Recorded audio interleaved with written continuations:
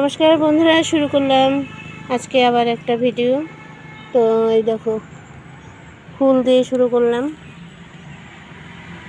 বন্ধুরা, এখানে আমি মটরের ডাল ভিজিয়ে রেখেছি।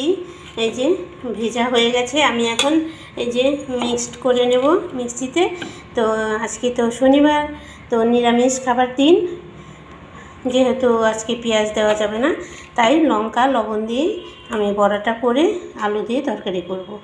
তো চলো ভিডিওটা দেখতে থাকো। আমি এখন এটা পেস্ট করে নিই। প্রথমে ভাবছিলাম আলু দিয়ে তরকারি করব, এখন দেখি একটা কপি রয়েছে, তো এই কপিটাও কেটে দিয়ে দিলাম। তো তরকারিটা আলু ফুলকপি দিয়ে একটু তরকারি করব, মাখা মাখা করে ওই বড়া, ডালের বড়া ভেজে তরকারিতে দিয়ে দেবো। তো চলো আমি এখন রান্নাটা শুরু করে দিই।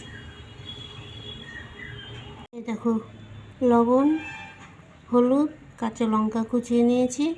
এখন এটা মাখিয়ে বড়াটা ভাজবো।